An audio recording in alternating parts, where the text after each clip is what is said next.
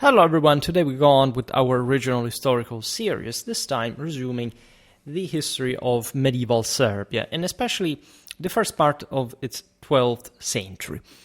We already made in chronological order sort of the history of Serbia from its foundation to throughout the various vicissitudes of this pretty tormented land that for centuries was subjected to different attacks from the Bulgarians, from the Byzantines, witnessed an internal territorial shift of political hegemony.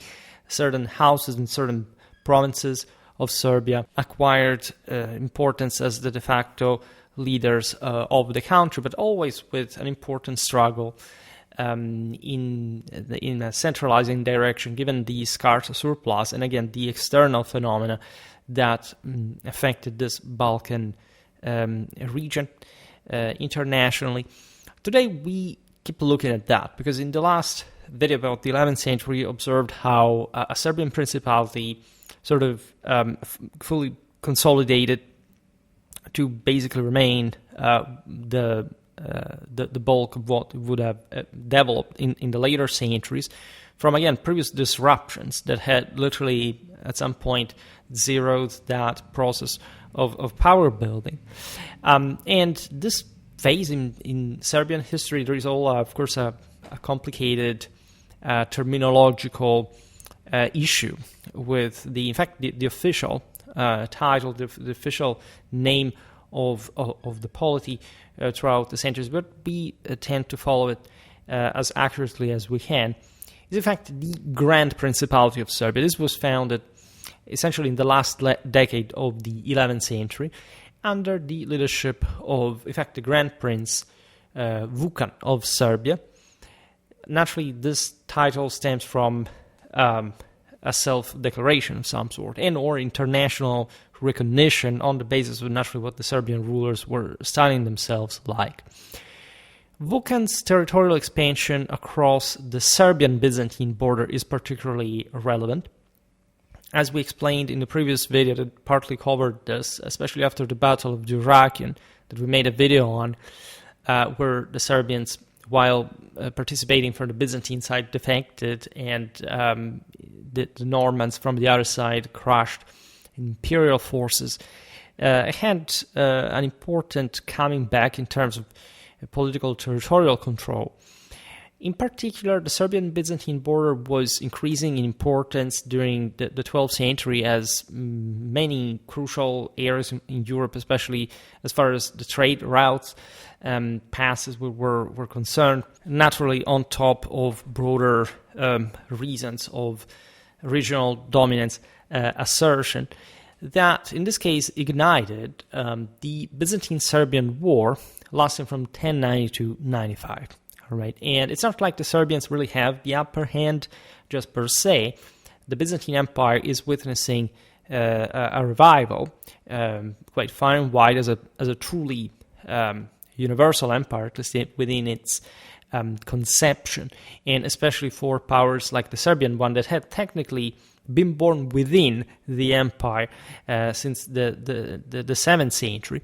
At some point remaining a bit more sheltered, but at this point in history, in fact, even the Byzantines managed to re-extend partially control on the Balkans and on essentially the Adriatic coastline of the same, interacting also with the other bigger powers that also bullied Serbia, such as Hungary, etc., were now putting a pressure on this country that was doing essentially as much as they could in order to escape for Byzantine consolidation in their lands.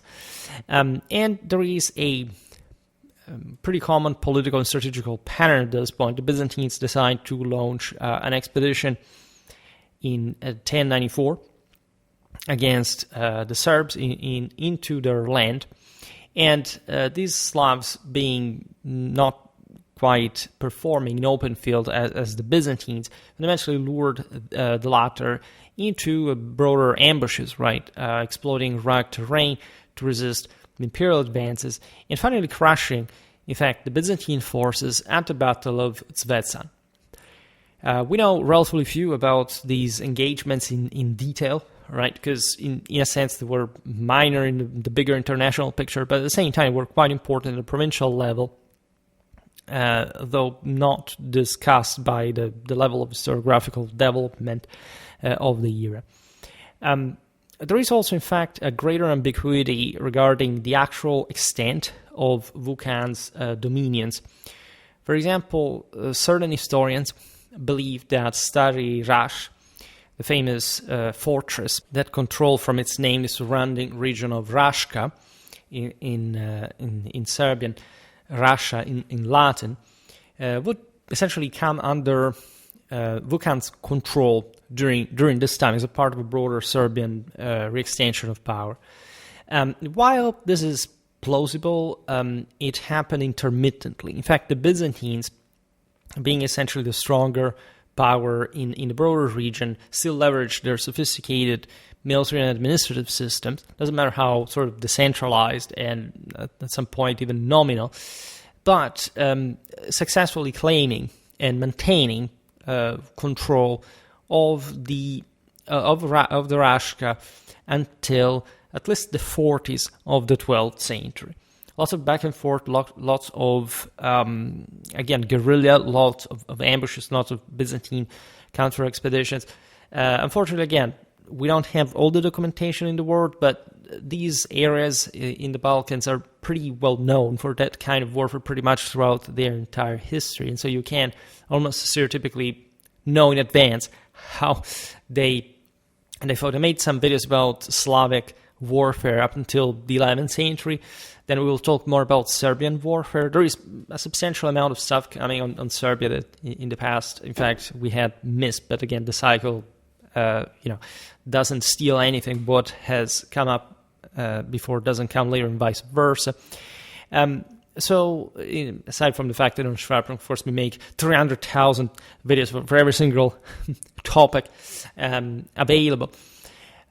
It was just basically in the 60s, during the reign of Stefan Nemanja, that essentially the Serbs would finally secure the Russian region, establishing a stable territorial core that essentially underpinned Serbia's later statehood. You know that Stari Raš is such a, identitarily powerful point of reference throughout Serbian history, and so its contention is a bit also the mark of the hallmark of a Serbian political territorial recompaction at different times in history. And as I said at the beginning, naturally, the various Serbian noblemen were in part politically split. Some would side with the Byzantines, others had sort of more independent mindset. But there was quite a strong commixture and also strong influence if you look at Serbian architecture, art, and also military organization at some point. They were, of course, characteristically on their own as well, but they were fully within the Eastern Orthodox sort of imperial Byzantine aura and influence. Now, the Grand Principality of Serbia would endure until its stepping up to kingly status in 1217. So essentially, that we start talking about the Kingdom of Serbia, that again also would change the name, and all for reasons that have to do mostly with the titles that the rulers chose at some point, and of course, in part, the level of power that they were able to leverage. That would definitely mark a significant step in Serbia's political maturation. We will see this now, because elevating oneself, but being recognized mostly also by other powers. It's like today, like if there is one country that claims to exist and another country in the world recognizes its existence, conventionally it's believed that this, at least, it's not how it eventually happens or has any broader meaning, but that thing really is there. And naturally a kingdom, especially located in this such strategic point, consider that at this point it's the early phase of the Crusades, and some very important contingents, including one of the Holy Roman Emperor, normally pass through the Danubian route in order to reach the Holy Land. So the Serbians will be quite important. For example, there will be strong relations with Frederick Barbarossa. We'll see this at different points with the orange stuff, and you think, I don't know where we arrive up to today, chronologically speaking, but it's something that, for example, in the competition between the Germans and the Byzantines, and also the broader one, I think the one between Normans and the Byzantines, or the Hungarians and the Byzantines, basically the Byzantines were constantly war with everybody, not quite, but there was this deep-seated rivalry, and Serbia was just in between of all this, right? And so you understand why it would increasingly draw resources, power. Again, the 12th century is this tumultuously intense phase of European expansion, productivity, and this is obvious also in Serbia, demographically, economically.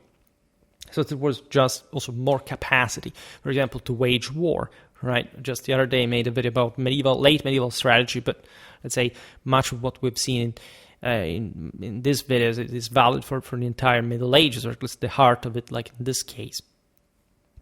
So in this early phase, Serbia was led by, as a consequence, after Vukan, by the Vukanovic dynasty. This was actually a secondary branch of the 11th century Vojislavljević dynasty of Duclean, that was a more western province of the land compared to, as we'll see now, this Serbian Grand Principality that tends to shift towards the east, the open ground. You can say the Balkan hinterland because Balkan is intended as the mountainous area, but still, again, in fact, a more important one, the one overlooking the Danube, with more agricultural land, and so really coveted by different powers around. The latter phase, as we hinted at before, of the 12th century would witness instead the rise of the Nemanic dynasty. This was actually also a derivative line of the Vukanovic dynasty. In any case, it's more famous. It would, as you know, be essentially the most important dynasty in Serbian medieval history, and it would just carry with itself such a great legacy. We've seen it also in the recent video made about the Battle of the Marica, where basically, I don't know, to make a parallelism, but let's say that there had been this enormous dynasty, and so any kind of standard set by them was eventually imitated by later rulers, like, I don't know, the Merovingians with the Carolingians, but that's a bit another story, of course. As we've seen, the Siculo-Normans crushed the Byzantines at Dyrrhachion in Epirus in 1081.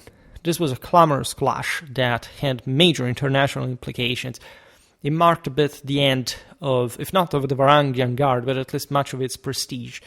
1066, the Anglo-Danes had been crushed by the Normans, after having in their turn crushed the same Norwegians at the Battle of Stamford Bridge, and many Anglo-Danish refugees of the Norman conquest of Britain had fled over to Constantinople, where many Norsemen, if anything, and Ruthenians had historically gathered as mercenaries, not just in the Imperial Guard, but as sort of greater forces, as military colonists. The Anglo-Danes were in part, related to the Norse in many ways, and they carried out the struggle. The Normans, in fact, had already been securing a pretty consistent part of southern Italy and Sicily for themselves. They were not actually connected with, let's say, the House of Normandy, and so now the House of England. But they came from Normandy themselves. There were deeper connections, and at large, this was a Latin, Frankish power that was threatening, just like the Crusaders would do in a few decades, as we've seen the same Constantinople. We've seen how difficult the time was for Alexius Comnenus, rising to power, trying to save the situation. And Dyrrhachion was a heavy blow that would bring the war into Thessaly, in closer parts to Constantinople, that began to rely also more on Turks. They were much less dangerous than the Normans. From their perspective, we've seen how the disaster of post-Manzikert was not even a battle of Manzikert, but the fact that at some point the Normans had installed themselves in Amaziahs and managed to keep the Turks at bay, but the Byzantines could not tolerate that, and so they took them away and they opened the dam, and the Turks settled everywhere. Real history, not the battle, but the actual consequences later. It's obvious how in these situations the Serbians would profit from the temporary collapse of Byzantine controlled much of the Balkans, which were historically just left a bit on their own. Like we talk about, of course, the Byzantine Empire controlling everything up to the Danube, but historically we know that between the Aegean and the Danube, there are hundreds of kilometers, mostly also of populated by communities and characterized by landscapes that really have a few to do with probably the historical Byzantine profile and identity, how it had come to develop, right? So there is often like garrisoning because these areas are not particularly developed, so there isn't really a state that can say no to a revived Byzantine power. But in the moment, in fact, whoever inhabits those lands, like the Serbs, tends to exploit, in fact, every possible weakness of the enemy by launching raids, sometimes as far as the Aegean valleys, participating also to these expeditions against, taking side against the enemy, with the enemies of the empire. And after the Dyrrachian setback that really disrupted Byzantine control over the Adriatic routes, Boden of Duclean, so this power that historically was on the Adriatic, even though most of the region itself was mountainous, launched assaults, this time because they were pretty active in terms of piracy. There were also other Slavic principalities in the Adriatic. At this point, there was also the expansion of Venice from the sea. So again, there's the other major power that dictates rule here. But here at the moment is launching assaults into deeper Balkan territories, capturing de facto recapturing in this sense, more or less the entirety of Serbia and the former lands ruled by the Vlastimirovic dynasty, capitalizing on weakened Byzantine defenses. There was a lot of coming back, a lot of, again, of legitimacy claimed in the wake of this previous ruling clan's legacy over the land. Around 1082, Boden appointed his nephews and courtier, Vukan and Marko, as regional governors or shupans in the local tongue to manage these newly acquired territories, acquired, reacquired. This was normal practice, essentially was a process of power sharing. Let's remember that territories acquired from the Byzantines at times had witnessed the local complacency of the Serbs. And in fact, whoever inhabited there was also taken over. The aristocracy dislodged, exiled to Constantinople, etc. So at this point, again, great Byzantine defeat and shrinking of its temporary power. You know how sort of more projectional than sort of direct that rule territorially was. So the Serbs take over as much as they can, and they have now to organize a greater state than before. Historical records, by the way, do not mention Marko again, likely due to his premature death or minor role. As we've seen also in previous videos about Serbian history, that the simple dynastic succession, especially from a recently tribal background, was not really accepted. This was typical among the Slavs. I mean, at this point, it had already stated itself. We've seen it in the 11th century with the Vlastimirovic that basically surpassed those perplexities. There is, by the way, a lot of foreign influence as far as, for example, at this point, even the Byzantines basically start dynasties. They had already done so, but there had been many, indeed, usurpations, more of a formality.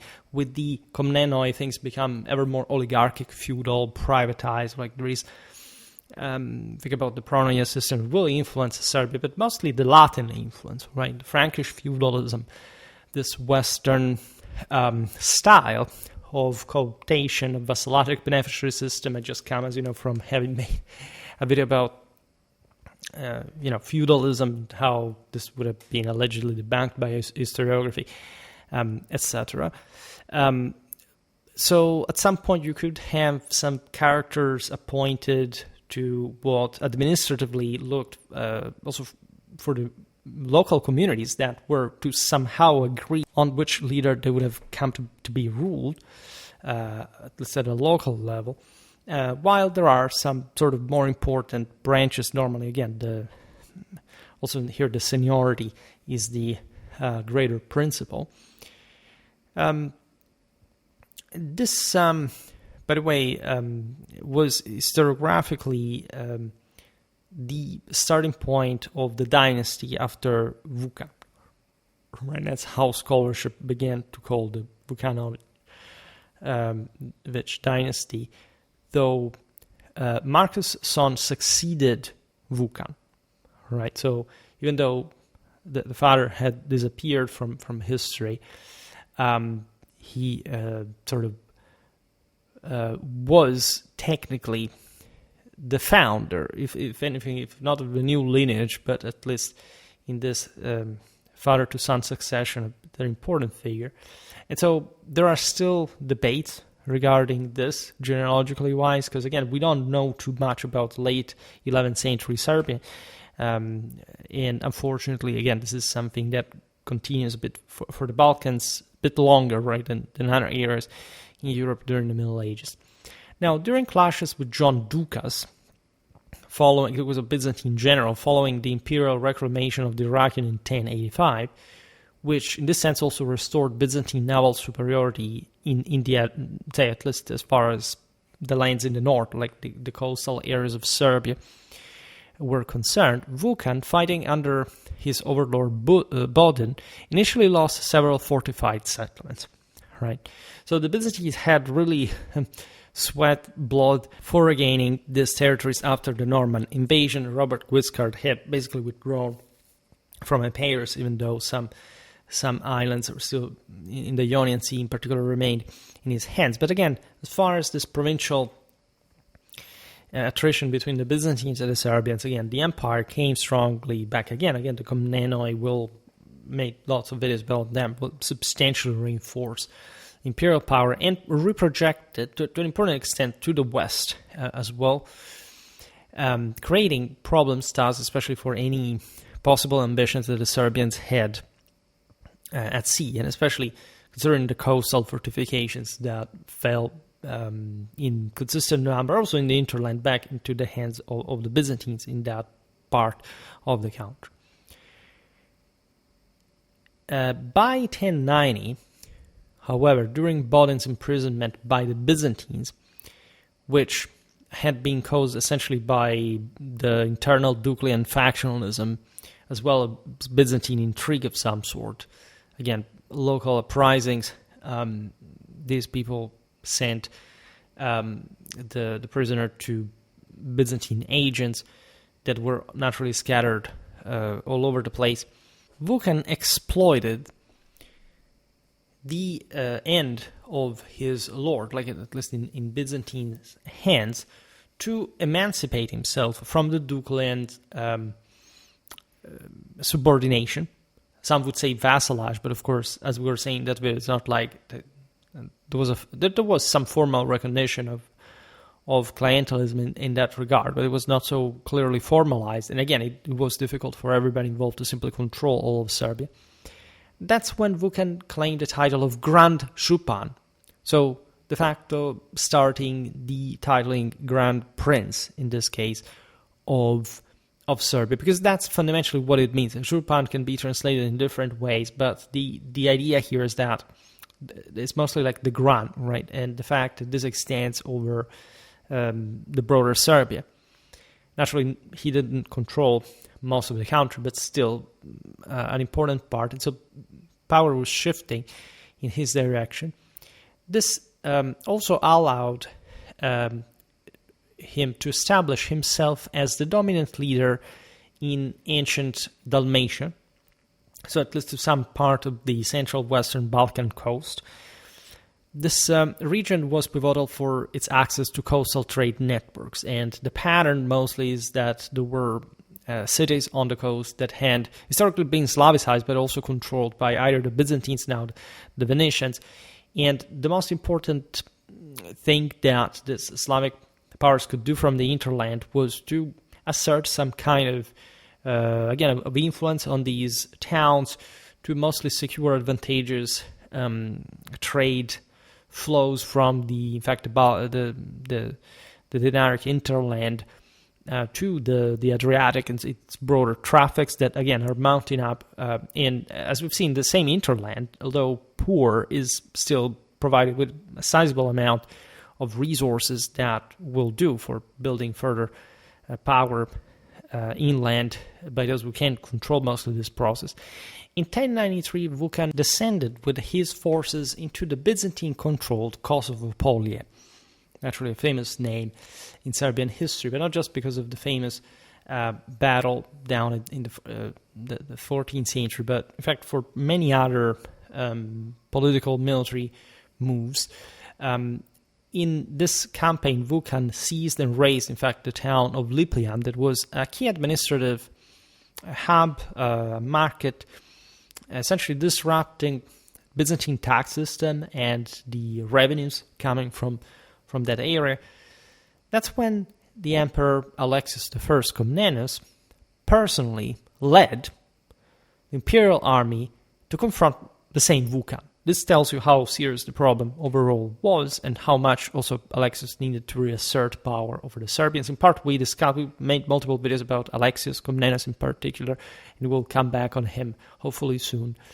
At that point, it was, again, the same old story. The Serbs cannot quite cope with the Byzantine army in open field. If you're interested, I also made lots of videos about Byzantine tactics and units from this era.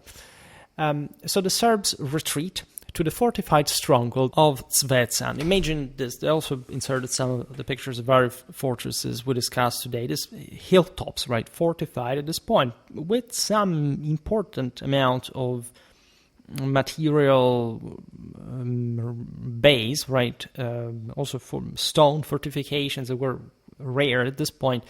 The Grand Principality of Serbia could afford some infrastructural development along that pattern as well. Naturally, most of these settlements were eventually further fortified over the centuries, but Zvecan was really naturally defensible, ideal for resisting sieges. And at that point, they sort of began, obviously, to negotiate with the Byzantine besiegers, right? And at that point, Alexios agreed to parley, at least, underscoring Vukan's apparent importance in the region, right?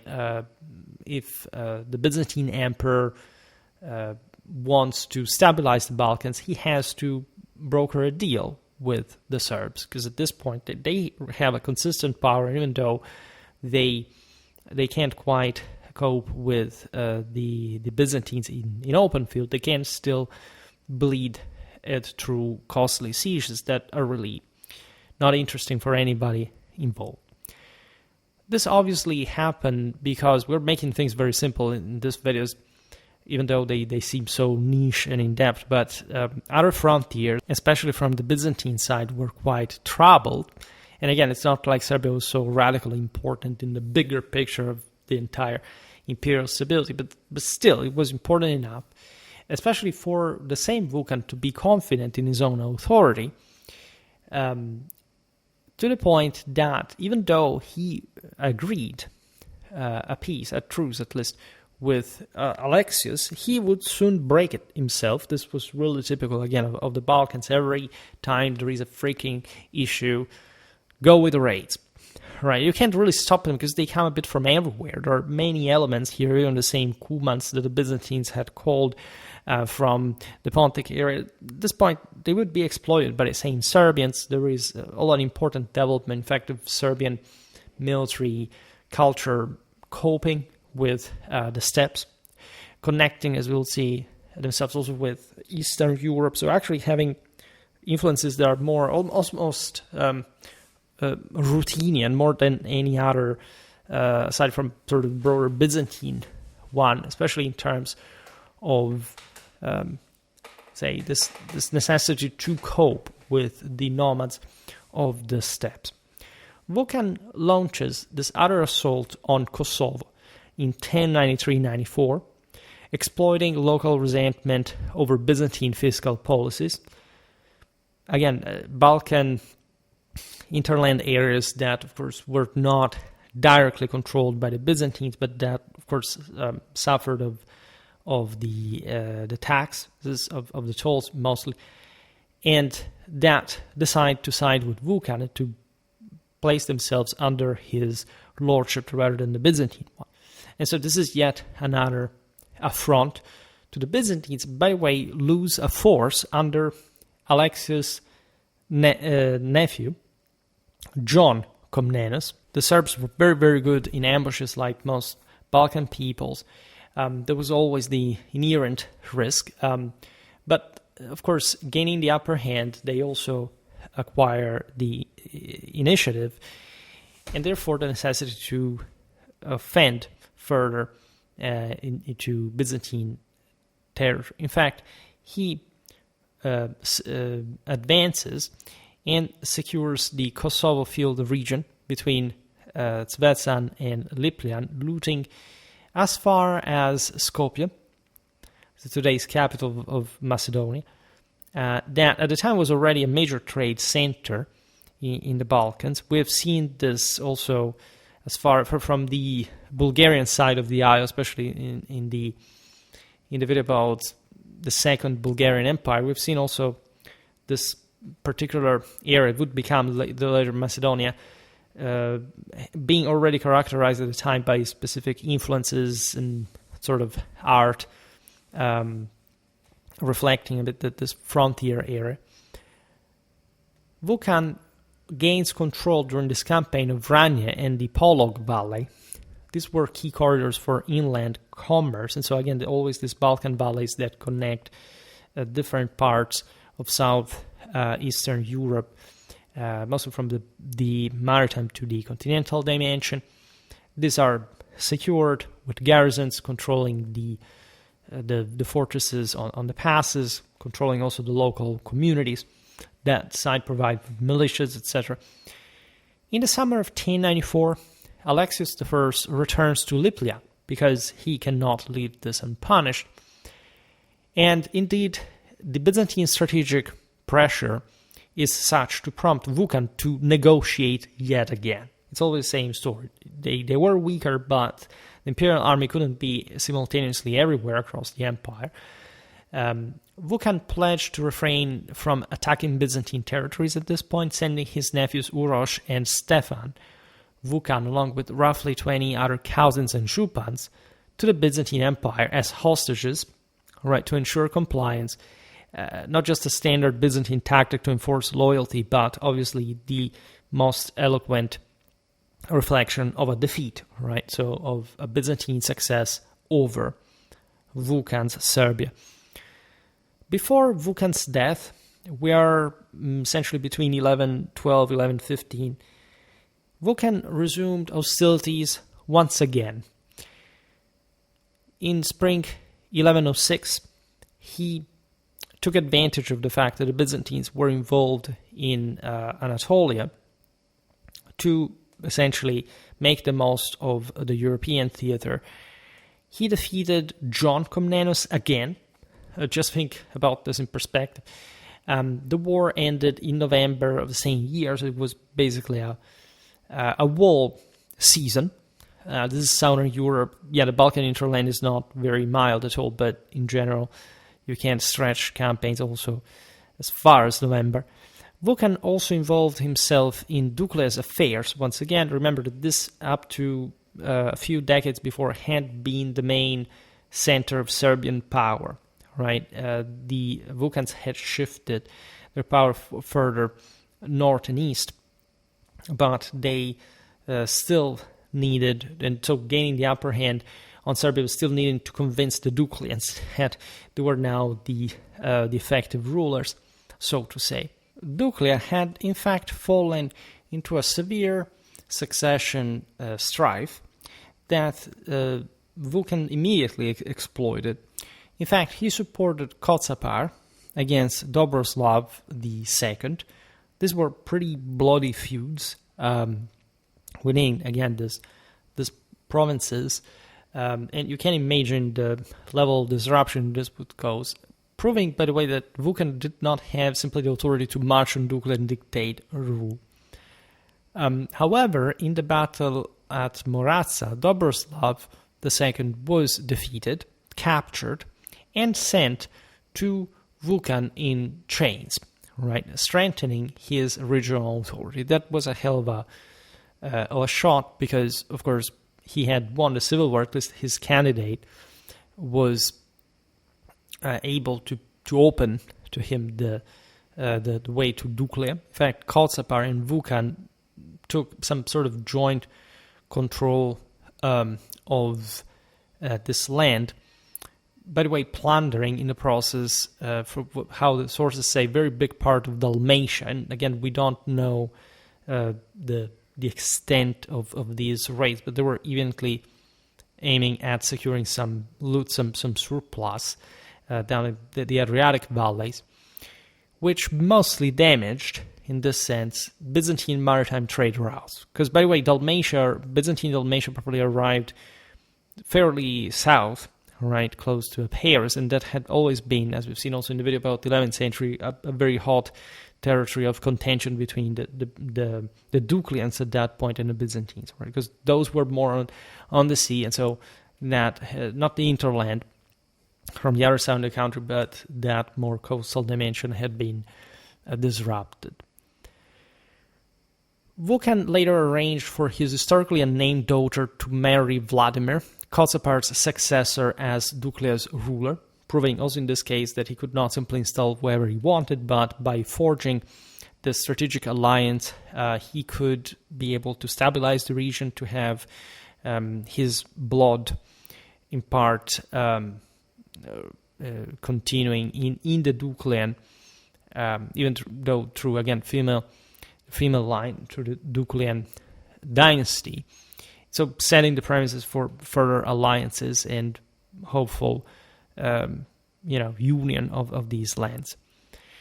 Vukan, after this, also freed Dobroslav, that, as we've seen, had been defeated and captured.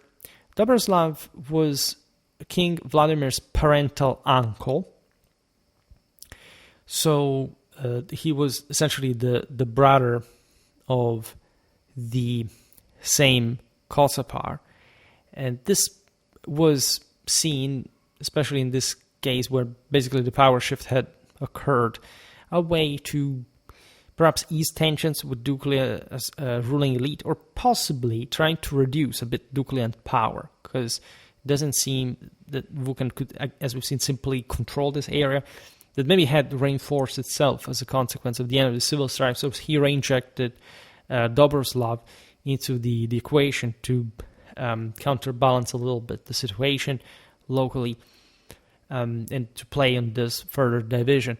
If you have a powerful neighbor that is close and is family to you, but in this sense can be at your throat, it's better not to disrupt him, but to at least to maintain him divided, right, enfeebled by this level of political uncertainty, so that you can't keep exercising control on the entire system that will increasingly depend on you, hopefully. So Vukan dies in the early 10s, the first half of the 10s of the 12th century, succeeded by his nephew Uroš I. That was, as we've seen, the son of his brother Marco, who had, by the way, surrendered to the Byzantines, remember, in 1094, after Alexios' victory, as part of the hostage agreement after the Byzantine campaign.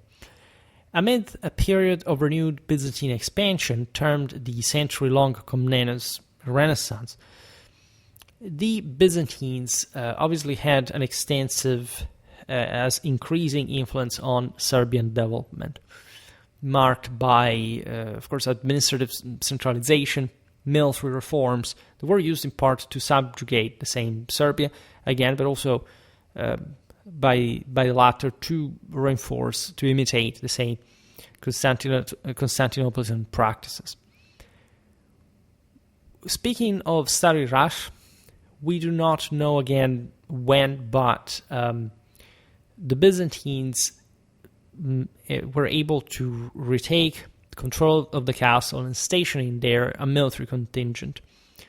This was, again, a very bulky and strategic center, so the fact that the Byzantines can walk in there and install their own garrison means a lot, and it fundamentally mirrors a vassal state of Serbia towards the empire that definitely holds a strong control over the Serbs. Again, this happens gradually, but it's also something that the Serbs cannot really oppose because the Byzantine Empire is re-expanding at a scale that, of course, dwarfs Serbia at this point. All this was naturally accomplished by the Byzantines by gaining further support among, for example, the anti-Vukanovic establishment. And to reinforce, for example, their fortified outposts so that the ruling house of the Grand Princes would not be able to simply, again, extend further, consolidate further control within Serbia to wield it, once again, against the empire. John Komnenos, and I made a video also about him, multiple ones, relocated even a large portion of the Serbian population to Nicomedia in Anatolia. This is quite interesting because there is literally a part, right, of this land that bears the name of the Serbs after this migration. It shows you how, by the way, the Serbs had become a problem also from a demographic point of view, how this rough mountain people had began also to descend the valleys, to colonize them, to create fortified settlements, to be able to defend them, and to, again, interconnect with the various noblemen, the various strongholds, to create a more concentrated power.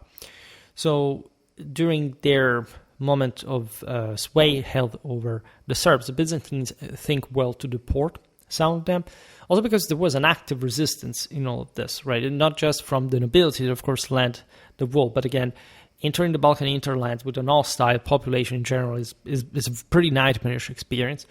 You can basically, and very easily, as the Ottomans proved throughout their history, sort of simply garrison certain places, but others will be almost like even very close to them from in the next valley, living pretty much isolated on their own, so admittedly not sort of searching for trouble, but whenever, I don't know, trouble would occur from the other side, the Byzantines or the Ottomans, in this broader historical perspective, could bring to reactivation of power. For example, Montenegro was pretty much like that. There is also a process of buffering. In fact, those deported Serbs would be helpful to stop the raids of the Turks from the east. So the Serbs are, however, sedentary, and they can replicate their militia system in along the coast, like Nicomedia in that case, and warding off like the raids of the Seljuks that in the previous generations had swarmed into the Anatolian hinterland. And so the Serbs obviously act as military colonists. I also made a video listing the major nationalities providing Byzantines with auxiliary forces, if anything, as subjects. And the Serbs were typically numerous among these, showing also their general combativeness. Most Serbian warfare had been pretty much in line with the whole picture. They had, again, this heavily armored mounted elite, not too many of that, because, even the Byzantines don't have that because there is not a fully fledged feudal system. So the Serbs really look very similar to the Byzantines, except they have this more continental mountaineer bias. So they have sort of tougher and rougher primitive militia infantry of some sort that, again, is nothing impressive in open field, but can entrench pretty darn well into specific garrison settlements. Again, the Slavs have always been historically fanatic defenders. That's why, again, you would also deport them as military colonists to some fringes of the empire. Except, as we were saying before, this whole Serbo-Byzantine system was being heavily influenced by the Latins, by Western feudalism, and as such, like certain practices of power building, especially in the least, this is true even in the Byzantine Empire, that technically had still a functional state and tended not to feudalize too much on purpose. or at least had tried up to a certain point to save what was savable from the previous system. In the case of Serbia, it's just like, considering that power is built almost from scratch in some higher at some higher international level, it does follow something of an hybrid between the Frankish and the Byzantine system. But there are also the Magyars that are an interesting force, but those are westernizing themselves alongside the Germanic pattern, right? Plus, as we've seen also in the previous video, the Serbs have from Duclean, from the Adriatic, an important maritime experience. They were pirates at the time. They had been fighting also in the Siculo-Norman army. So they had an interesting set of military influences, and I made a video explaining Western and Eastern Balkan warfare, where we actually separated the Dalmatian side from the Serbian hinterland, but at some point Serbia straddled across it, especially in the first period. And so it's interesting to look at all these different influences. We'll see also, again, the ones of the Ruthenians, of the Turks from Eastern Europe, etc. There was, at this point, a major clash in the region where the Serbs found themselves a bit in between the two contenders. In fact, the Byzantine-Hungarian War of 1127-29. This was historically just the same old problem. At least north of the Danube, the Byzantines had not really reclaimed some territorial control, because in theory they still followed the pattern of the older Roman Empire. Everything had been controlled by the Romans back in the day, belonged to them. However, the Magyars had historically, and whoever had ruled from the Carpathian Basin, basically threatened the major strongholds, especially Belgrade, right? That sort of Sirmium, like Sremsa, Mitrovica, so all that corner of fortified emplacements along the Danube, and all the waterway system that, as we've seen, were a major trade hub. And everybody was trying, especially as their own power was reactivating. Also, Hungary was, as we've seen, feudalizing further along western patterns. They had lots of western mercenaries themselves, trying to exert some control on. This is a great moment of re-expansion. So the Byzantine Empire and Hungary clash in multiple wars, by the way. This brings, paradoxically, even though the Hungarians were quite toxic for the Serbians, and there technically wasn't much of a barrier between them and Serbia, because at least the Balkans separate Serbia from Constantinople at large, and the Serbians largely had developed, as we've seen, within the Balkan hinterland to begin with. But in the north, as soon as they came into playing, there was some Magyar raider here and there. I don't think that the Magyars had really changed that much in 3 centuries of presence in Europe. I also explained this in videos about, for example, 12th century Hungary. There are very beautiful Hungarian laws. Speaking of, if you kidnap a woman during a raid, you can't do it, or at least you have to ask her family to marry her, something like that. To typical daily life in 12th century Hungary. It's not like the Serbians were very different in that regard, but they had less horses, at least for their raids. They were more homemade in some way, and they were in fact terrified by the Serbs, but by the Hungarians. But the Magyars were also weaker than the empire. So at this point, Serbia at large, of course, was always fragmented in different political factions, but at large, actually rebels against the Byzantine rule. So they fundamentally side, if not with the Magyars, they exploit the clash to temporarily, again, reacquire control of, as we've seen, after this humiliation they had received in the previous decades at the hands of the Byzantines. This was the same generation that had seen their fathers, or they had already participated in the clashes with the Byzantines. Also in this case, the Byzantines managed to subdue the Serbs. However, in the process, the Serbs had managed to recapture and to raise to the ground, as the scorched earth strategy, at least the town of Raš. right? And this was done in order to prove the Byzantines that the Serbs did not give a damn about anything or anyone. They did not want any foreigner in their territory. And they were pretty much fed up with the Byzantines, especially in such a heartland of their territory, such a symbolic center. So at that point, John II punished the rash Byzantine commander responsible for the loss of the stronghold by forcing him to don women's clothing and parade through Constantinople's streets on a donkey. This was a public shaming designed to reinforce discipline. Of course, among Byzantine officials, it has ancient traditional meaning. That also Christ walked in Jerusalem on a donkey. Back in the whole point of Christ is, as you know, he also at some point equates himself to Moses' serpent's staff, because he said, basically, I'm the antidote to anything. If you want to accept eternal life, you have to be able to come at your lowest, to give away everything that is earthly in this image. And so the donkey was actually the ultimate Dionysian low, vile symbol.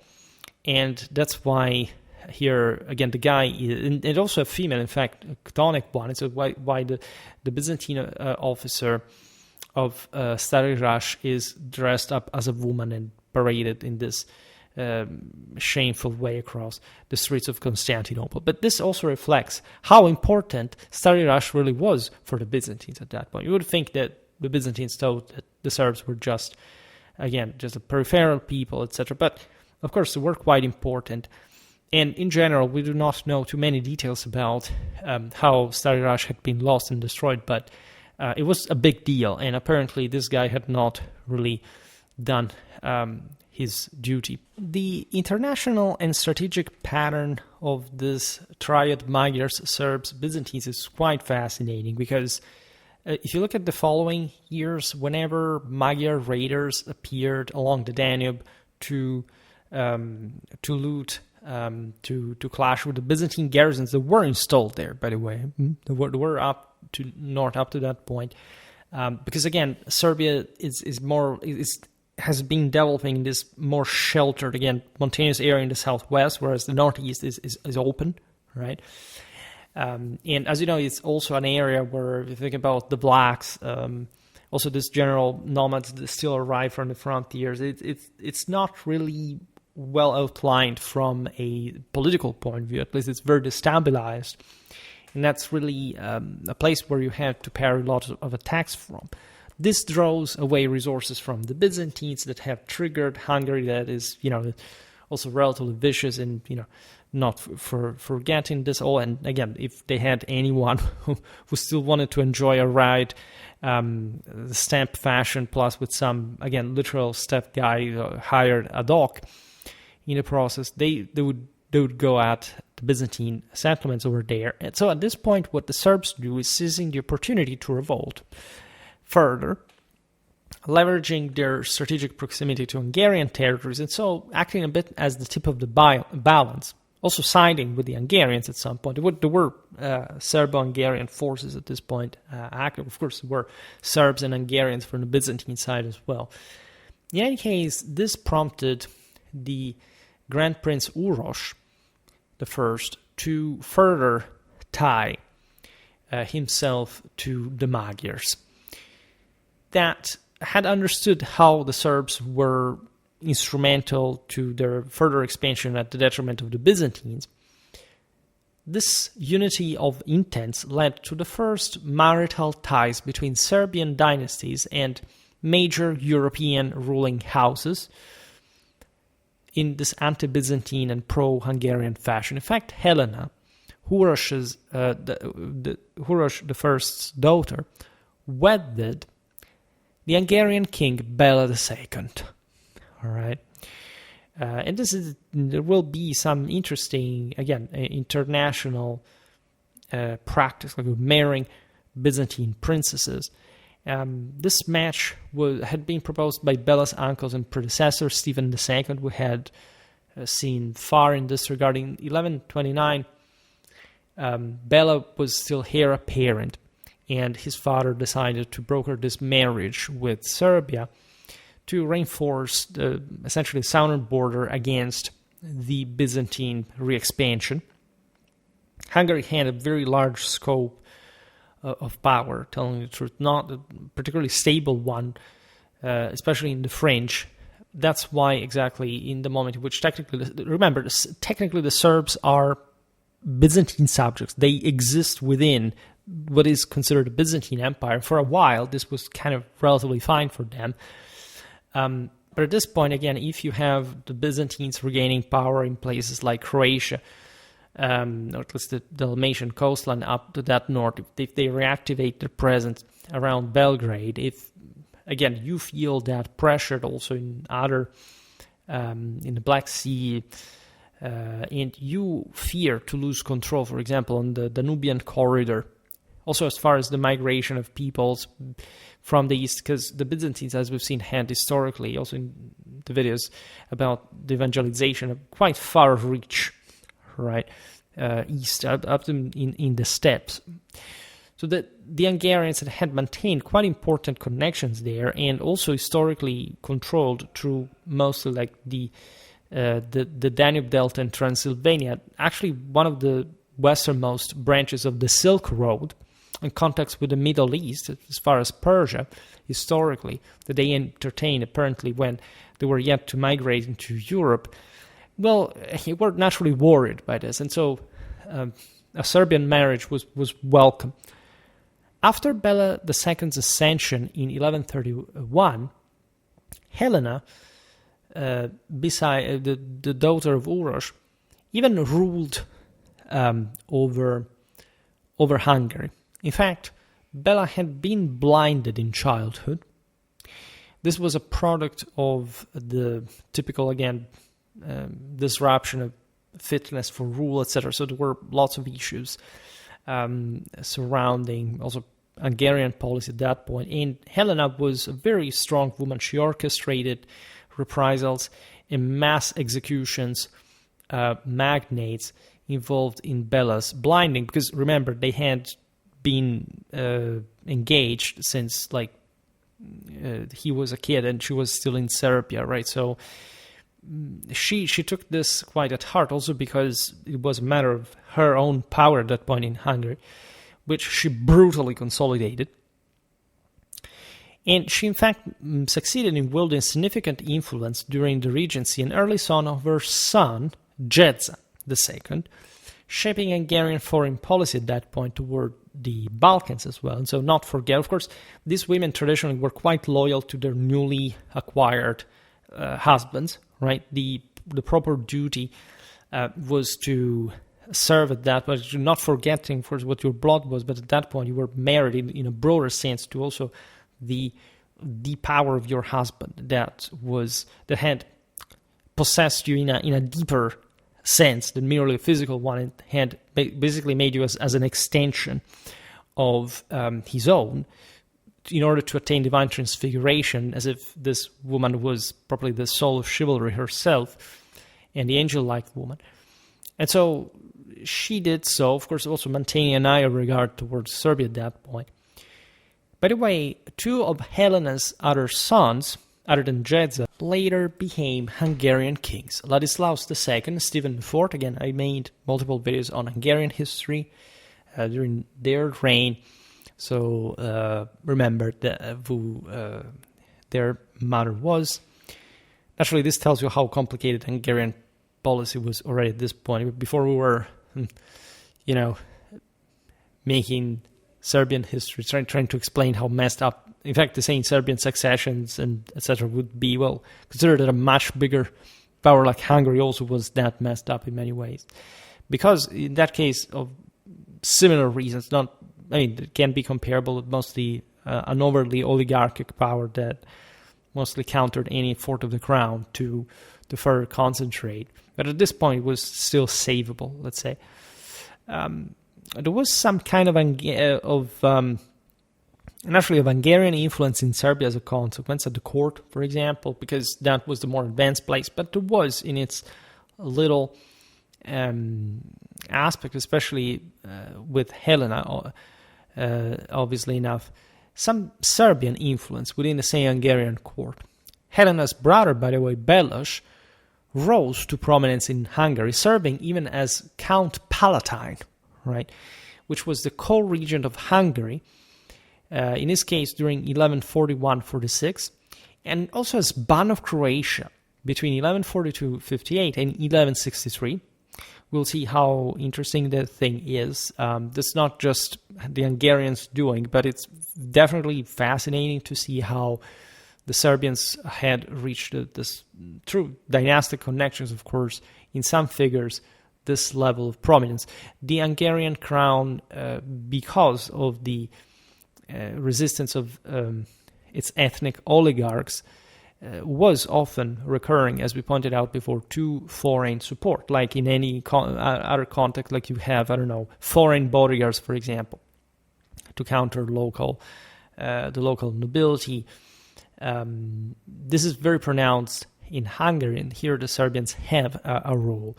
Besides, Croatia, that, as you know, is barely distinguishing itself from Serbia at this point. We made a video about the Duchy and Kingdom of Croatia, is also relatively escaping Hungarian power that nominally controls it. Eventually, Croatia becomes properly a crown land of Hungary. But it's interesting that some Serbians would be called to rule over there, even though intermittently, as we've seen. This role of Belos and Helena particularly elevated Serbia's regional standing in the region. Besides, the dynastic marriages continued. Belos arranged for his daughter to marry Vladimir III Mstislavich. That was a Grand Prince of Kiev, right? We also looked at the Grand Principality of Kiev this time. Consider what we said before about the Grand Principality of Serbia, the Grand Principality of Kiev. There is actually an influence there. There was a strong historical connection between Ruthenia and Serbia that eventually took on more sort of imperialistic, nationalistic characters, and the ties between the Serbian, national, independence struggle and the Tsarist Empire in much later history. But in the Middle Ages, Kiev had really a great influence on the Serbs, and there was some intense trade connection as well between the two regions. Doesn't matter how sort of apparently tortuous the connection would have geographically been. This further broadens Serbia's diplomatic reach into Eastern Europe at this point, and the Principality of Kiev at this point was really at its peak. It had, maybe it was starting already to go down a little bit, but it was a major power in Europe and hegemonizing definitely the eastern part of it. Urus's the second daughter, so this was the another child, the sister of Helena and Belos, Maria, married Conrad of Znojmo. He was a Bohemian, practically Moravian prince. Znojmo was the seat of his court in southern Czech lands. Now, at that point, it was still the Duchy of Bohemia, but so in this other chunk that normally was connected, in fact, with he was a Przemysl himself, and this also highly elevated Serbia internationally, right?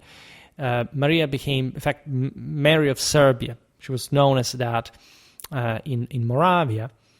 And this union connected Serbia to the Central European political networks. This is interesting because, as we've seen in the videos about, for example, the Great Moravia, it's believed that actually the true Great Moravia had historically been Serbia, and there had been very strong connections before the Magyars arrived between Moravia in the north, the Moravia that we know today, and Serbia in the south, right?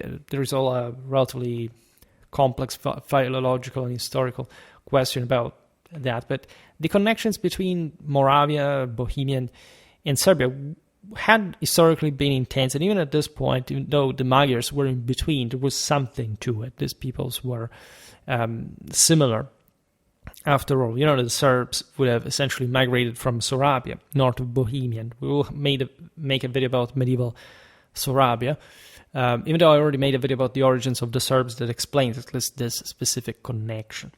Right, and naturally marrying to a Central European dynasty like the Premislaves properly were, also meant to search further connection what was de facto becoming properly a Holy Roman Imperial land. So, as we will see later, also that crucial connection between the Germans in an and the Serbs in an anti-Byzantine function. Because with Hungary it had been really the same. Uroš I's remaining children, Uroš II and Desa, stayed in Serbia instead, and they were essentially involved in the local government. Uroš I's Hungarian-backed strategies combining matrimonial alliances with military coordination prevented Byzantines from fully subjugating and dismantling Serbia at this point. This is something that the Serbs, as we explained, had already suffered under the First Bulgarian Empire. At this point, they were clever and able to prevent this with great risk and effort, by the way, exploiting this international game that automatically, ipso facto, conferred to Serbia this higher European standing, right? And in fact, brought Serbia to the greater attention of other powers. The Byzantines, again, had also recently, as we've seen, infested Duclean, destabilized some regions, occupied Russia. So Byzantine governors had really acted in some tyrannical way. They had supplanted local rulers at this point. They had managed under the Komnenoi to extend a veritable direct control over certain garrisons. During Uroš I's reign, the ruling families of Serbia and Duclean, so if we can so distinguish them, despite sharing a common lineage, continued to interfere in each other's affairs because the system was not fully unified. It was sort of going towards some greater blending, especially through this methods of Hostilities against the Byzantines, and in part, again, also the Hungarians and whomever. That, however, reflects the ongoing rivalries over, first of all, the Serbian hegemony, first of all, and so the fact that different clans, different parts of this complex land were still essentially in charge in their own respective areas. They had enough power to prevent, in fact, still a relatively weaker Grand Prince to substantially install himself in all as an overlord in all these territories, which also, of course, exposed Serbia to further infiltration from the outer side, but still consolidating under other patterns, as we were explaining. Uroš II succeeded his father in 1146. In all this, indeed, there was a formal recognition of Byzantine overlordship. Right, the Serbs were essentially escaping that Byzantine concentration power, but they were obliged to recognize it at a point, if anything, as tributaries, as client states of Constantinople. For this reason, Uroš was, for example, required to supply troops for Byzantine campaigns pretty much everywhere in Europe and against the Turks in Asia. As we've seen, the Serbs had been always a bit up to that. There had been some kind of voluntary enlistment, let's say, in the Byzantine army from the side of some very poor people who had nothing to lose, really, and Serbia, had plenty of them. But this was also some form of imposition at this point. It's a bit like, the Ottoman Devshirme later. And we're talking the 12th century. It doesn't matter how prompt growth by sort of pre-industrial standards was what existed in Europe. This Byzantine demands strained Serbia's limited manpower and resources. Right, as we've seen, the Byzantines had been forcibly deporting entire Serbian villages and clans, so that there was a very impositive system. The European international situation was greatly changed by the Second Crusade. Not just the expedition itself, but also its aftermath, that, as you know, was was disastrous, right? The shame of Damascus, the Western and Eastern Frankish kings, as the most powerful rulers in Europe, had essentially joined the Crusade also to sort of prevent the papacy from literally taking over its indiction and conduction, as it had happened during the First Crusade, as basically most rulers at the time in Europe were excommunicated and or were fighting against one another, also for saying as a consequence. Nevertheless, this was a crusade of kings. It happened in sort of significantly more advanced times, the ones of the First Crusade. It also always entailed this potential threat to Constantinople. In half a century that would materialize. There was always this possibility the Crusaders would actually attack the city with that enormous manpower. The Byzantines tried from one side to facilitate the passage, promising help also. Apart that, they had been calling for help them historically themselves, at least through the form of military assistance as mercenaries, not this, crusades that they literally, came out of the blue from the Byzantine mentality that was definitely not understanding what was happening in the West. That was much bigger than them. And so, as we were saying before, the Danubian route was, at this point, the crusade proceeded by land, which was still a more practical way. It would change with the third, than sort of going to sea, because things were yet to fully develop also in an infrastructural and political sense. I think I never really made a video about the Second Crusade, nor Louis VII of France. We talked about Conrad III of Germany. And if anything, however, not for the Serbian connection. It was a big deal that such distinguished rulers would pass through the Danubian route, especially the Germans. That naturally these advances were always quite interconnected with local politics and warfare. At some point, I don't know, it was said that the Bulgars were worse than the Saracens, because when crossing Bulgaria, there was all this kind of guerrilla. And naturally, the Crusaders were literally marching into somebody else's territory, requisitioning resources for forage, etc. And there were veritable escalations, including with the Byzantine forces that, however, did not reach sort of the bigger sort of breaking point of relations. So, guess what was Serbian policy? And even though the Germans did not really constitute any major threat to the to Serbia, if anything, again, also Hungary was, at least at this point, more like aligned with the Serbs because of dynastic reasons. They decide to ally themselves, in fact, with the French faction as well, right? Because they were against the Byzantines. That was the most important factor. So Uroš especially aligned with this faction in order to break free from the Byzantine overlordship. The Crusades' passage was, in this sense, carried out as we've seen by different groups, so the Serbs couldn't quite prevent the expedition from happening also from the German side.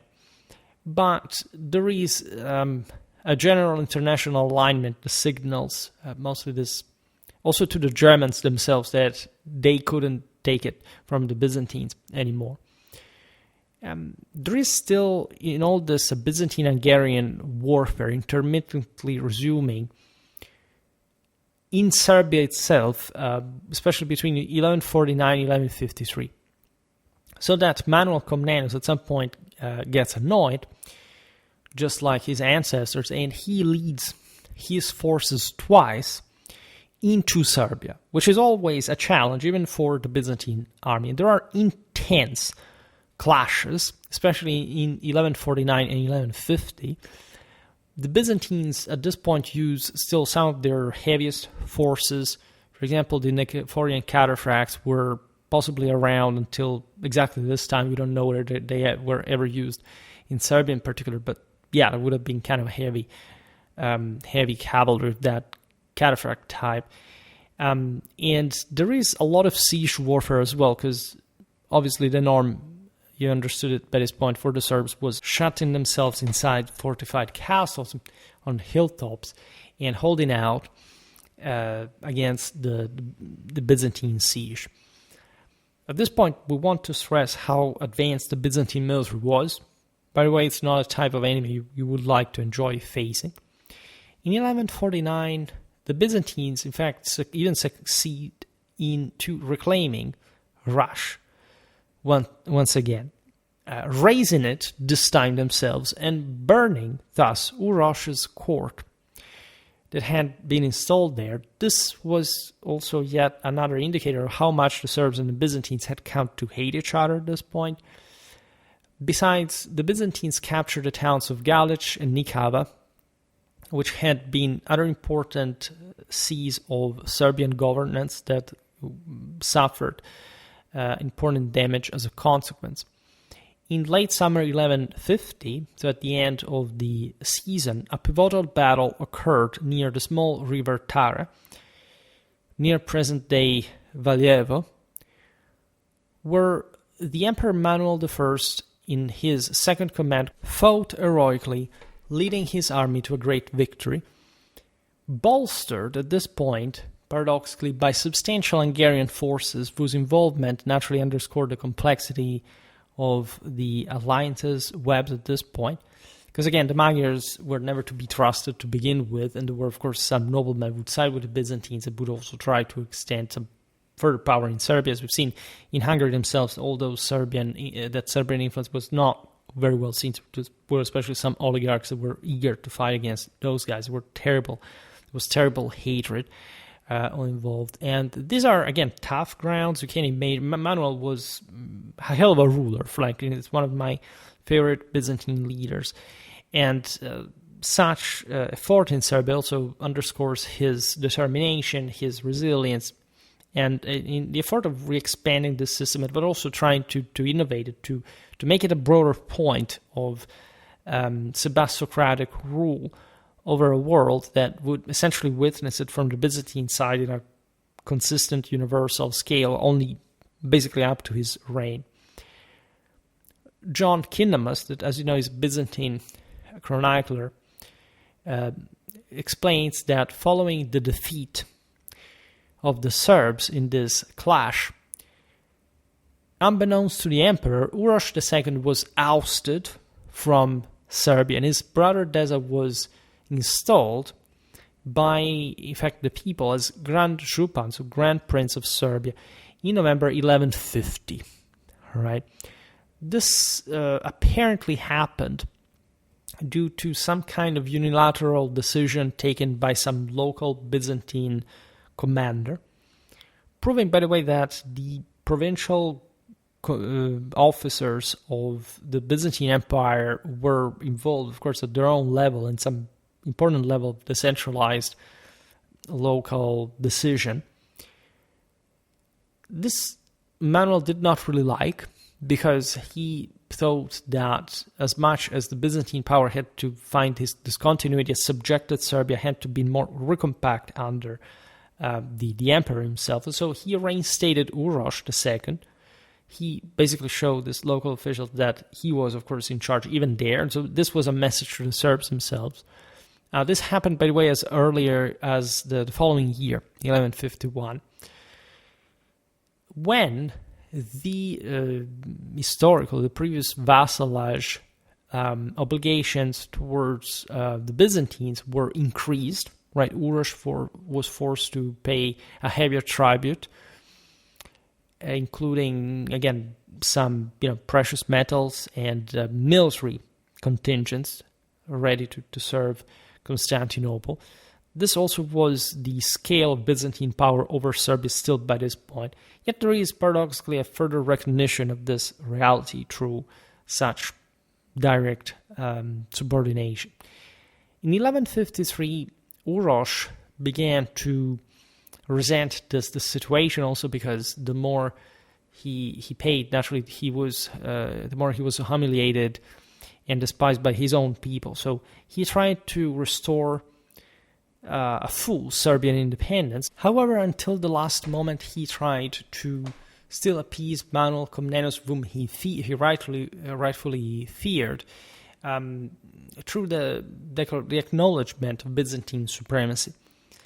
Manuel again was pretty capable, and on top of the Byzantine army power, quite frightening from a Serbian perspective. So before escalating, you had to really think it twice. But it was really pushed eventually. I mean, Uroš was really pushed by his establishment.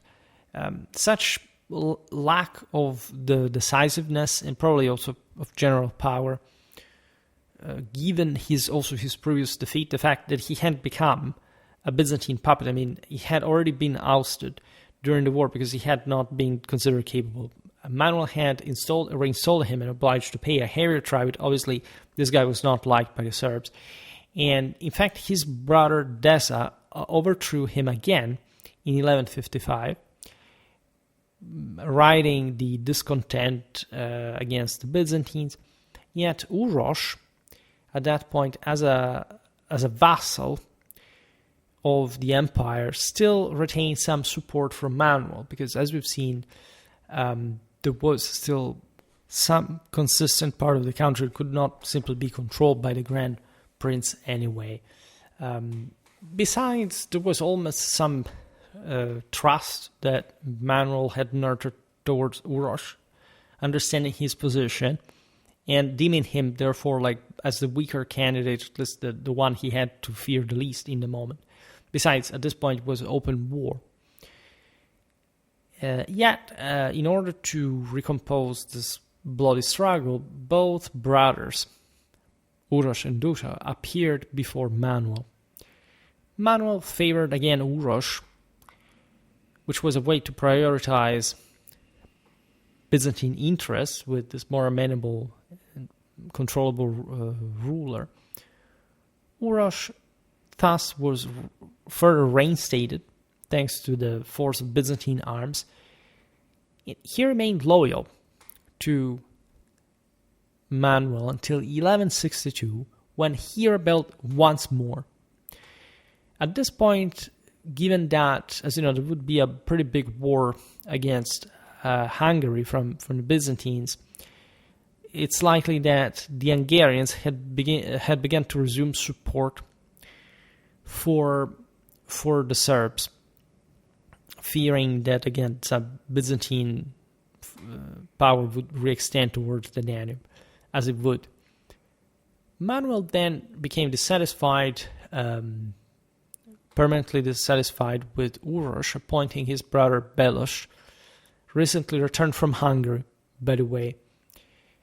This was an important move because, as we've seen, the Serbs had connections in Hungary, mostly connections that favored a greater connection with the crown, rather than in this case with the nobility.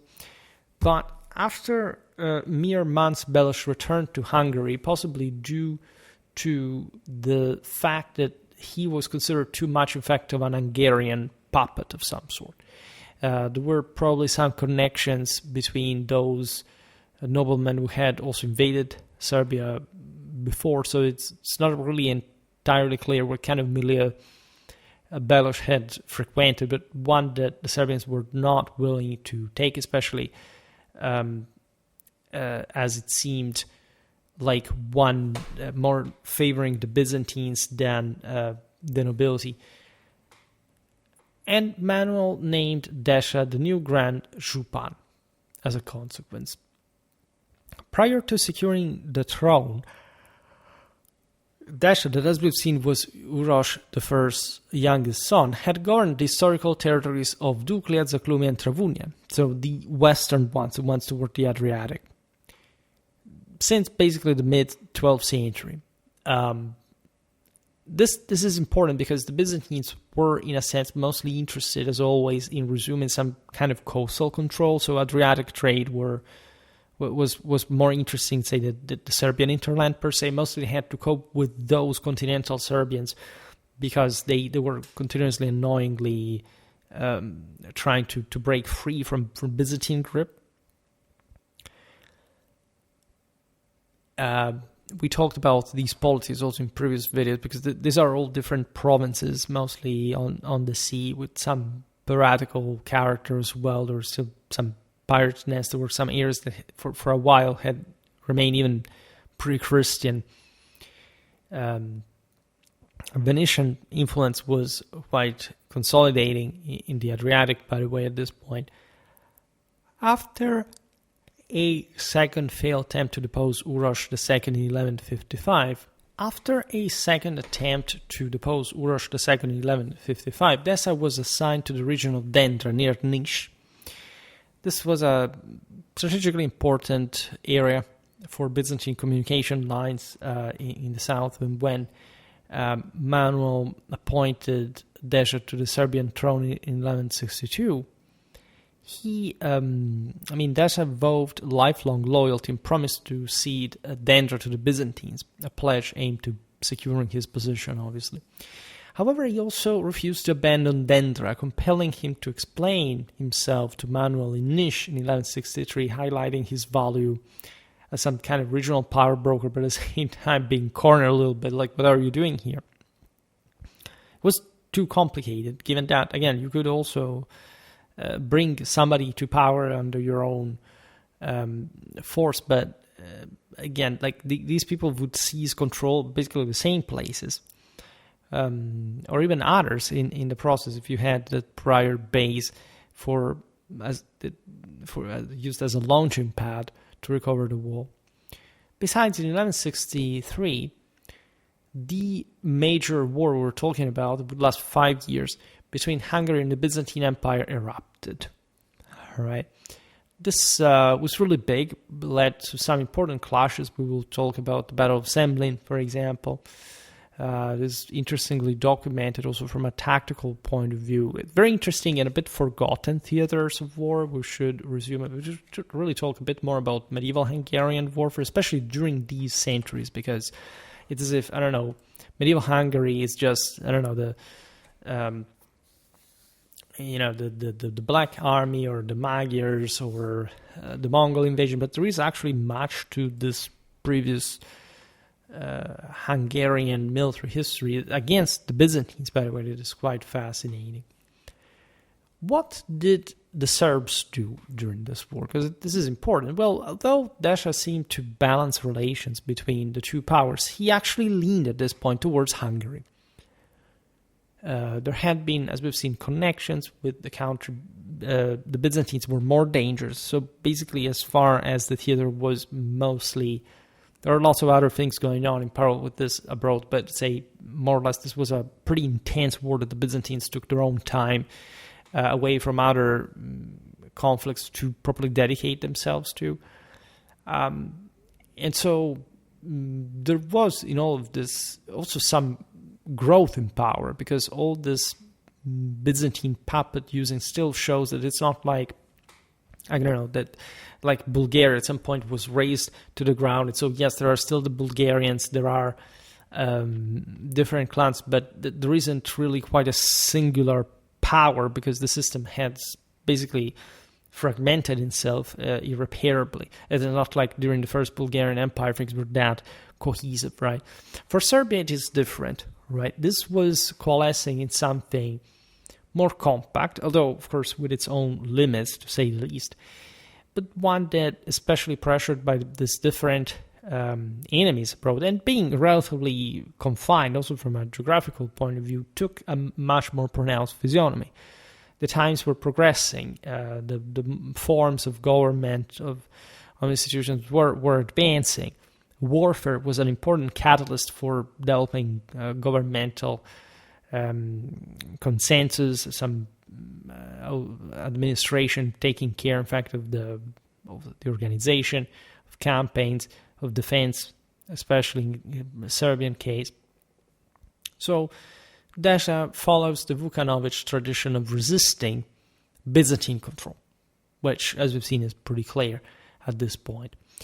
This is, by the way, when, in order to escape this southern push, as we've seen, the same Hungarians had been fearing, because the Byzantines literally brought the war into Hungary, right? So it's really intense. It shows you, by the way, what kind of projectional capacity the empire had at this point, it's insane, right? We talked a little bit about this in the video about Manuel Comnenus, and we will get a bit more in depth of these theaters from a strictly Byzantine perspective. The Serbs start some more serious interaction with the Germans. All right. In particular, they set their mind to marry a German princess to strengthen their position against Constantinople. Desa wanted an Eastern Frankish wife. And by the way, the Byzantines knew this, and of course they were quite disturbed by that because, by the way, the Germans were involved in other affairs at this point. We're looking at the reign of Frederick Barbarossa that is harshly fighting against the Lombard League and the papacy. But they know that, of course, the reactivation of Byzantine power is dangerous. The Byzantines have been sabotaging Frederick's campaigns in Italy since the first one, since inception, 1158. So there is a general alignment of intents. Also because Hungary, as we've seen, had historically fallen under a Germanic sphere of influence. The Germans at some point had tried to even conquer it, but they had failed, like even though they were favored by the Danube. Let's say once entered in Hungary, like it's a bit of a more complex country to take over, especially considering how dispersed as we've seen, the centers of power really were with all these various oligarchic centers and some also pretty big land altogether. So the Germans understand that the Serbs can be a pawn in all of this, and Manuel begins to resent this very much. Naturally, he was involved in this big war, and he could simply also, not maybe so simply, but still turn towards the Serbs. And so he issues multiple warnings before actually having Desa arrested with force and exiled to the same Constantinople, so going nowhere. Except Desa reportedly escaped, at least we don't know exactly what happened at the point. We think that some Hungarian agent helped him getting out of there. It's interesting, again, the spy stories, because we don't get the details from history, but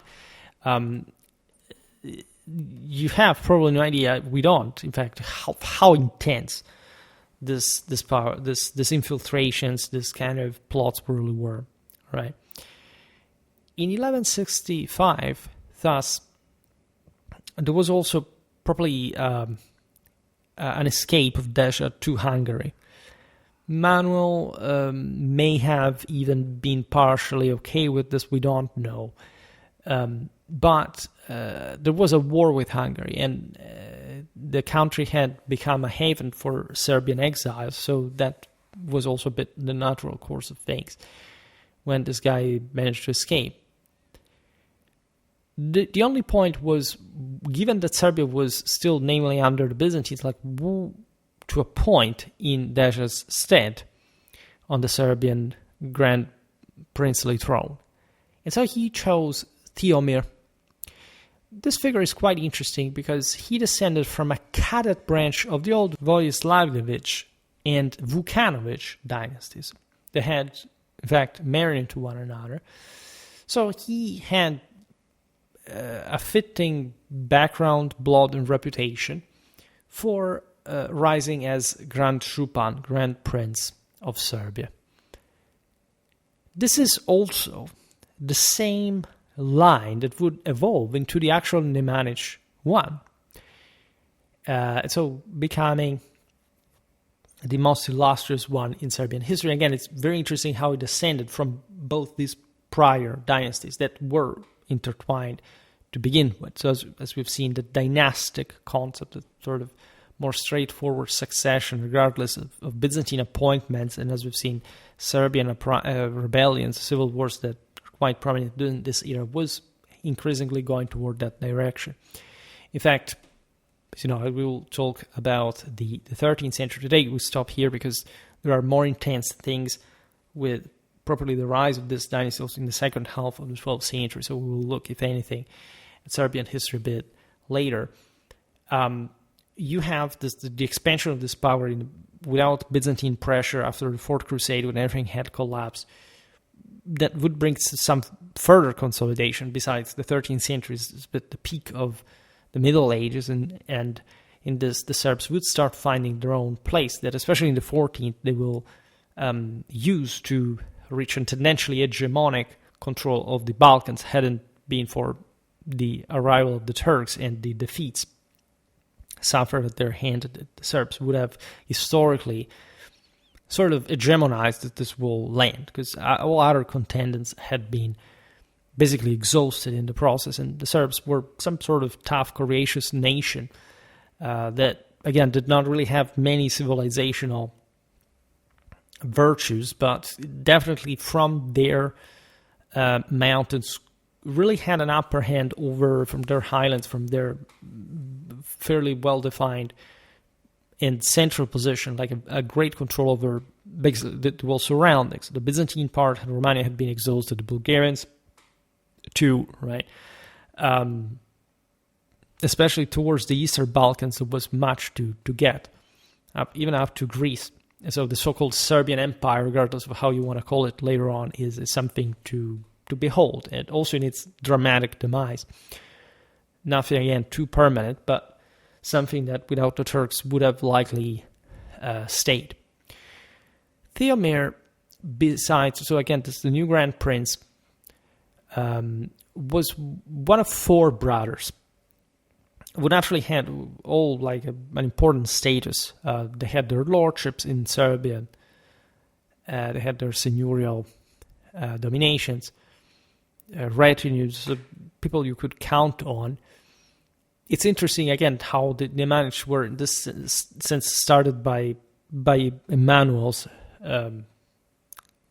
work, right?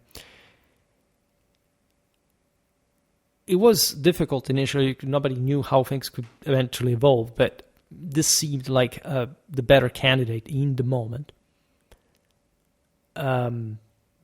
There was also some kind of general hunger for power, right? If you elevated him, there hadn't really been a precedent where he had been involved in particular anti-Byzantine stance. He was not involved with, at least in a political way, with the previous ruler. So he could be well used. Theomir's siblings were Strasimir, Miroslav, and Stefan Nemanja, sons of Zavida, yet another local lord from the ruling family. We do not know precisely what the link to the Vukanovic dynasty, and also the previous one, really was. In fact, the chronicles are silent about this. It's, again, completely normal. We're talking 12th century Serbia. It's just frustrating because of the importance of the Nemanic dynasty and how it came to power. It's really a turbulent time for in the last years of the Vukanovic dynasties, and this Byzantine interference also doesn't render things easier. Again, Serbia struggled a lot before becoming some recognizably cohesive power, but it paradoxically happened also through this. Tensions escalated. Different clans at this point started to be against one another, and so, as we will see better in another video, in 1166, just a year after his appointment, Theomir was overthrown by Stefan Nemanja, who thus assumed sole leadership, and so paving the way to the rise of the Nemanic dynasties and its hegemony over Serbia, which is something, however, we will see better in another episode, right? It's again, it's really interesting to look at this because it gives you a concrete picture of the difficulties of rule. You can argue again that aside from the Nemanic peak, there wasn't much of a further accomplishment of Serbia, or at least this was cut short. But at some point, there were also substantial power. We've seen it in the video about the Marica River. There was a bit also like the final phase of this, a revived 14th century an attempt against the Ottomans to control preventing their control of the Balkans. In any case, at that point you realize there is a momentum that the Serbians gained, and this is more or less led, in fact, by their monarchy, right? So aside from the various clans that will chronically split the country, and the essentially perpetual level of lack of a specific centralization and some sort of also chronic foreign interference, as we've seen today, in particular the latter part during the part about the Byzantine rule, you realize how sort of difficult for any statehood to rise in the Balkans historically was, right? Historically worked, and again, we will see this better in other videos, but it's great that we're talking more about medieval Serbia because, again, the original series is more, it's not really complicated to make for the choice per se of the places, but you really want to tell the story in a cohesive way, also looking at other polities. For example, this is the 10th video about Serbia that I've made, and it's interesting that we would probably deserve more, right? But as you know, our topics tend to cover so many different places, and again, we made lots of videos about different parts of the Balkan history that will cumulate. And again, by building this originally, when I started the series, I thought that this would be also so cohesive. I don't know how successful it was. Some of my most successful videos come from this original series. The medieval Balkans here, 34 videos. Balkan Warfare, 20, also because we talked about non-medieval Balkans indeed. And most of the Balkan videos were about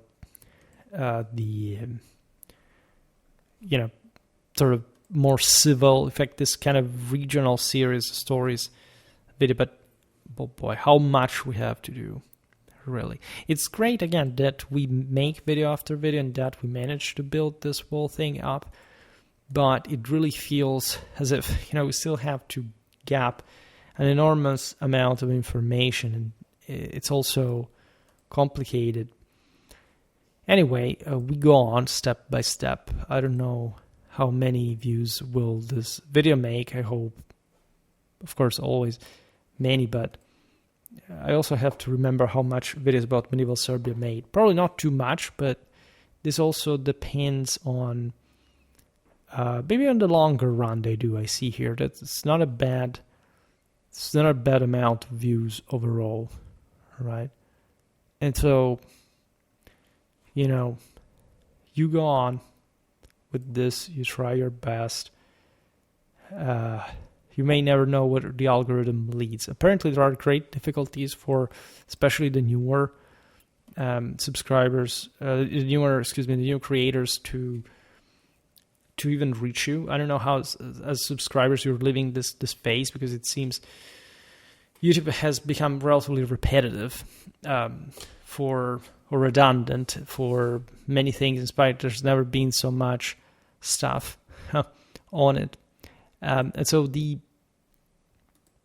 general impression is that you can make so many videos about so many cool things, but and maybe that other people haven't made, still, interestingly enough.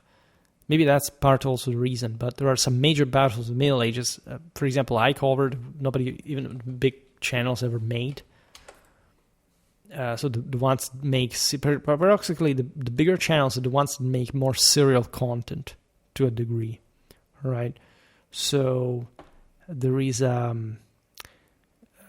it's really difficult to tell whether how far we can go really with this simply by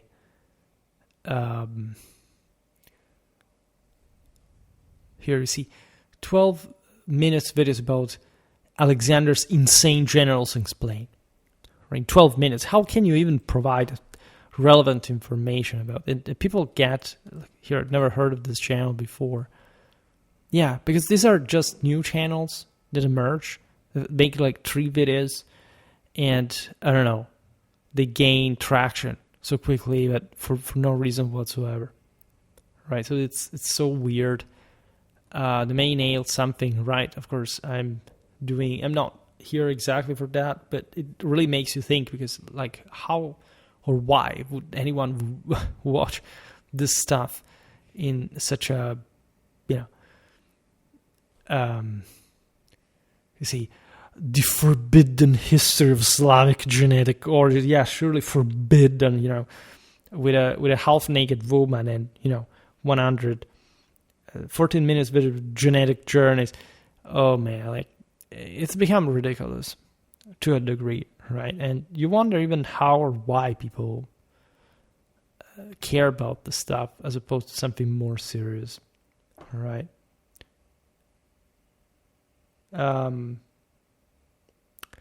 Yeah, here you see, admittedly, there can be something more interesting in prehistorical history, but, yeah,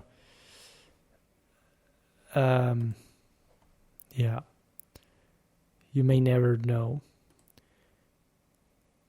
Admittedly, probably some visual effects are more engaging, better presented visuals. Maybe these are so archaic. That's maybe part of the reason, but in general, it's also about what you say and how you say it, what kind of information you're really looking at. Very well, but for today, I stop it here. I just hope that you enjoyed this video. If you did, please share it. Otherwise, leave a like or subscribe to my channel if you are interested in my upcoming content. As always, I thank you heartily for listening to me. I wish you a nice time and see you next time. Bye.